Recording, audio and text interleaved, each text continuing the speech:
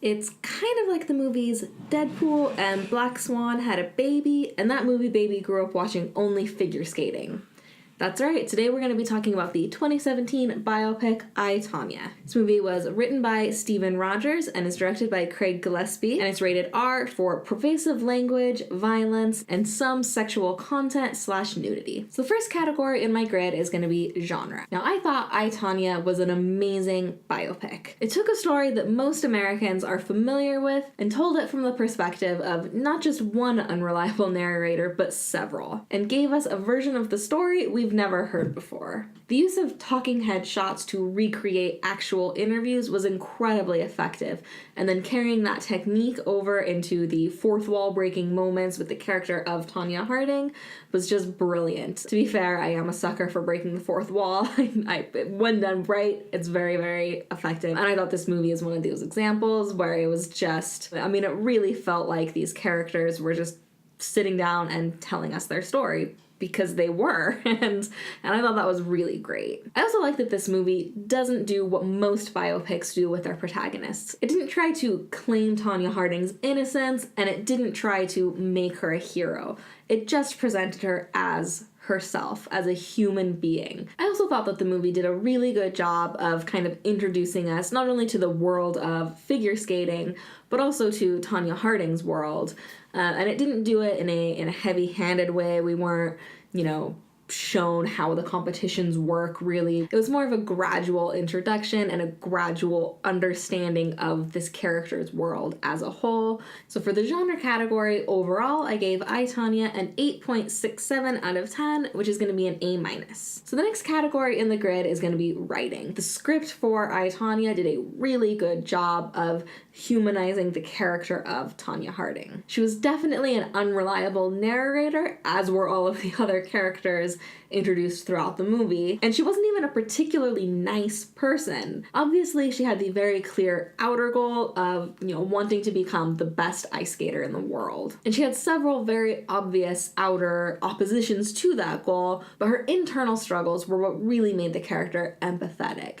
She had a need to be loved that couldn't be fulfilled from the people in her life, and she had a belief that she deserved the abuses she endured. She says several times throughout the movie that when she skated, she was loved by the people. And she doesn't explicitly state that she needed that love, but she doesn't have to, because that subtext is built into both the script and Margot Robbie's performance. The character development for each character across the board is very strong as well. For pretty much every character in the movie, we understand who they are from the moment we meet them. And that's really rare in movies. I also really like that Tonya doesn't go through a major character arc throughout the movie. She does have some ups and downs, particularly in her relationship with her husband, but as far as any kind of overall character change or growth, she really doesn't have any, which normally would be a pretty big flaw in a movie, at least from my perspective. But in this movie, she just was who she was and didn't change for anybody. And that was kind of the point. So I liked that she didn't, she didn't go through any kind of arc. By the end of the movie, she wasn't seeking redemption or forgiveness. She never admitted she did anything wrong. But by the end of the movie, it really doesn't matter if she goes through any kind of change or not, because we as an audience have come to empathize with her despite her flaws and despite her unwillingness to take responsibility for her actions. I think my only complaint within the script was that there wasn't a clear enough mark of the passage of time throughout the movie. We do get the dates on the screen at a few points, and she does say her age in fairly natural ways, which is always nice, at a few points throughout the script. But for example, there's one scene where she mentions she acted a certain way, but it wasn't her fault because of hormones. So I was like, oh, I guess she's still 16 at this point. I kind of thought that time had progressed a little bit more. So there were just a few things like that where the passing of time could have been marked a little bit more clearly just to avoid a little bit of confusion. But that's a pretty minor complaint in the grand scheme of things. Overall, the script was very, very strong and one of the best scripts I've seen for 2017. So the total score for the writing category is going to be a 9.6 out of 10, which is an A+. The next category in the grid is going to be the editing and the special effects.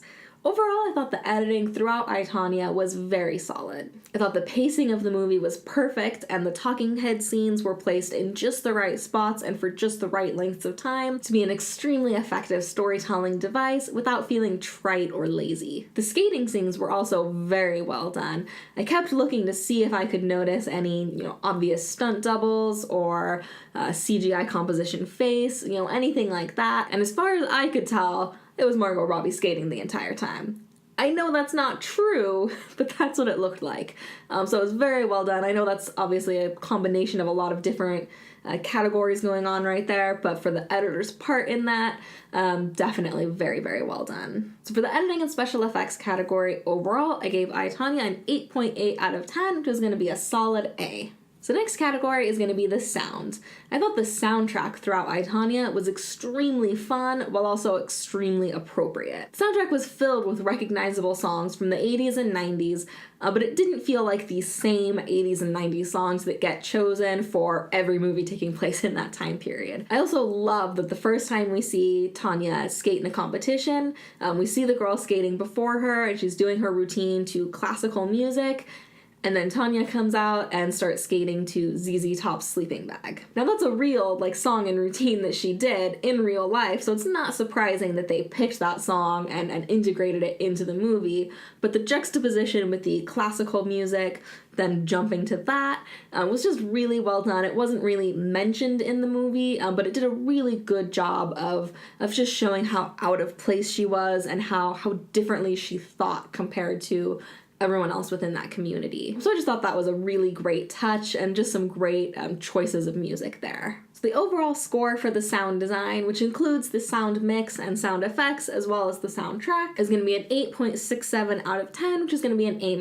So the next category in the grid is going to be acting and casting. And I thought the acting throughout I, Tonya was incredible, but Margot Robbie and Allison Janney in particular stole the show. Margot Robbie manages to break your heart and make you root for her character, even though she's not a particularly likable character, and you know how the story is gonna end. In the end of the movie, when she's told she'll never skate again, your heart just breaks for her, and a lot of that's from the performance as well as the script. And it's just a great moment because, as an audience, we know she should be punished for her role and everything. Was this the appropriate punishment? I don't know. But this movie makes you ask that question, which I think is really great. And Allison Janney can say more in a reaction shot than I feel like most actors could say in a page of dialogue. She definitely deserves all of the awards, nominations, and praise she's been getting for her role in I, Tonya. The one thing that bothers me a little bit within the acting and casting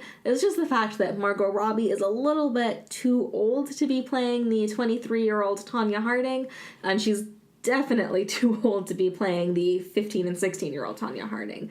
And don't get me wrong, I much prefer to complain in this direction rather than the usual casting a 30-year-old to play a 55-year-old, which happens far more frequently. And I also would much rather have Margot Robbie play the teenage Tonya Harding than try to bring in another actor to fill that role. Not only would that be a little bit distracting, just because the age gap between 15 and 23 isn't significant enough that you would look that different, but also you would just get less Margot Robbie, which would be ridiculous because she's amazing in this movie. So this is a minor complaint because I really don't have a solution. The only solution would be to cast someone younger, and that's silly because she did an amazing job playing Tonya Harding, and she's an incredible actress. But she is, in her late 20s, and Tonya Harding, her oldest in the movie, was 23, and it was noticeable. But like I said, I'd rather complain that way than the other way, and her performance was strong enough. I think she can get away with it, but it was noticeable, and it's something worth noting. So for acting and casting overall, I gave the category a 9.43 out of 10, which is going to be an A+. So next category is going to be directing and cinematography. I thought the camera work throughout I, Tonya was very visually interesting, particularly during the scenes when the fourth wall breaks occur. And I also mentioned this in the editing section, but the skating scenes were just phenomenally well done. You really couldn't tell that it wasn't Margot Robbie, when I'm sure it wasn't Margot Robbie in many of those scenes, certainly during all the spins and things like that. It's a combination of the editing and the directing, as well as the performers, both from Margot Robbie and whoever her skate double was. So there's a lot going on as far as, what made them look so good. For Gillespie's part, it really was very well done. It really looked like it was Margot Robbie the whole time. And it also just really looked like the actual skating routines. If you go back and watch, Tonya Harding's routines, you can see that it's very, very similar, and it's just very impressive the way they were able to recreate it. So definitely points for that. When it comes to lighting, I thought I, Tonya did a really good job of maintaining a sense of realism while still looking just very, very beautiful. Which is a good balance because this movie in particular, really seemed to strive for that, pseudo-documentary kind of feel. So that realism is really important. You can't have anything too stylized or else you would lose that personal connection with these characters. So I thought they did a really good job of balancing those things. I do wish that the lighting had played a little bit more of a part within the storytelling. But other than that, the lighting was just very good throughout and did a really good job of maintaining that documentary feel while also having more of an artistic feel. It was a good balance. So overall, for the directing and cinematography category of I, Tonya, I gave it an 8.67 out of 10, which is going to be an A-. So the next two categories are going to be character aesthetics and environmental aesthetics. Character aesthetics are going to include hair, makeup, and costumes, while environmental aesthetics are going to be sets, props, and locations. Now for character aesthetics, I gave I, Tonya a perfect 10 out of 10. If you look at pictures of Tonya Harding compared to Margot Robbie portraying Tonya Harding, they don't look much alike, but just the details to, the hair, the makeup, the costumes, all of those character aesthetics, it's just phenomenal, the attention to detail. With environmental aesthetics, I went a little bit lower with my score. I gave it an 8 out of 10, which is still an A-. I really just didn't see anything within any of those categories that kind of knocked it up to perfect, but the quality and attention to detail is still there, and it's still very, very well done. So the next category is going to be impact on film. And this one I break up into 3 separate subcategories. We've got the critical impact, the cult impact, and the inspirational impacts. For critical impact, I gave I, Tonya a 3.5 out of 5, which I based off of Rotten Tomatoes. For cult impact, I gave it a 4 out of 5. There wasn't an audience score available on Rotten Tomatoes yet for some reason, which surprised me. But I went ahead and just kind of went with my gut and assumed that, this is going to be a movie that's I think is going to have a cult following over time. I think audiences are going to really respond to it. So I just kind of, guessed based on my gut and gave it a 4 out of 5 for the cult impact. And for inspirational impact, I gave I, Tonya a 4 out of 5. More than anything, I think that this movie is going to inspire not just future filmmakers, but just storytellers in general, because it plays with perspective. And I think any kind of story that takes risks like that, or that has a more experimental approach to storytelling is going to be inspirational, because it gets people thinking in different ways. And particularly because this is a story that everybody knows and being told in a way that nobody has heard yet. So I think that that's going to get people thinking in different ways and maybe inspire some different ways of storytelling. I also just think that this movie was really, really well made overall, and I do think it's going to have a cult following over time. So for those reasons as well, I think that the inspirational impact is going to be pretty strong, so I went ahead and gave it a 4 out of 5 for that. So the total score for impact on film is going to average out to a 7.33 out of 10, which is going to be a solid B. I think it's worth noting that this is the only category that receives lower than an A-. So, again, just to emphasize, this is a really, really well-made movie. I really, really liked it. And that leads us into the last category, which is going to be overall enjoyment.